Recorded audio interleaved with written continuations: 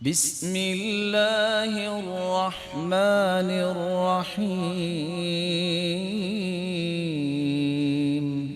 اعدلوا بین اولادکم، زندگی میں تمہاری اولاد ہے، کسی ایک کو گفٹ دیتے ہو، پیار دیتے ہو، برابر پیار دو، برابر گفٹ دو، برابر تحفہ دو، برابر خیال رکھو، برابر عطا کرو۔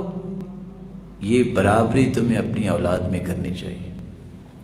جس طرح تم ایک بچے سے چاہتے ہو دوسرے بچے سے بھی چاہتے ہو میری خدمت کرے، احترام کرے، تم بھی محبت برابر دو۔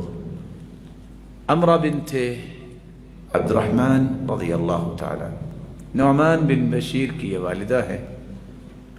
بشیر نے ارادہ کیا کہ میں اپنے بیٹے نعمان کو زمین کا ایک گفٹ کرنا چاہتا ہوں، ایک ٹکڑا زمین کا۔ بیوی نے کہا جب تک میں اللہ کے رسول کو گواہ نہیں بناؤں گی میں اس گفٹ، اس ہدیے پہ راضی نہیں۔ دونوں میاں بیوی اللہ کے رسول کے پاس ہیں۔ اللہ کے رسول بشیر اپنے بیٹے نعمان کو زمین کا ایک ٹکڑا جو ہے وہ گفٹ کرنا چاہتا ہے۔ نعمان کی صرف ایک بہن تھی، ابیہ۔ کیا نام تھا؟ ابیہ۔ آپ نے پہلا سوال کیا کیا دوسری اولاد کو بھی یہ نحل، یہ تحفہ، یہ گفٹ کیا ہے؟ کہا نہیں۔ تو آپ نے اگلی بات کیا کہی؟ انی لا اشہد علی جور، میں ظلم پہ پھر گواہ نہیں بن سکتا۔ یا تو اتنا گفٹ دوسری اولاد کو بھی دو یا اس سے بھی واپس لے لو۔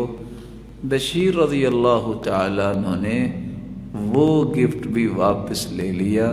اور دوسری اولاد کون سی تھی؟ ایک بہن تھی۔ یہ نظام عدل ہے، جب زندگی میں آپ کو چیز دیں اتنا بیٹے کو، اتنا بیٹی کو۔ جب آپ فوت ہو جائیں تو پھر وراثت کی تقسیم یہ ہے، للذکر مثل حظ الانثیین، مرد کے 2 حصے اور عورت کا 1 حصہ۔ اشہد ان لا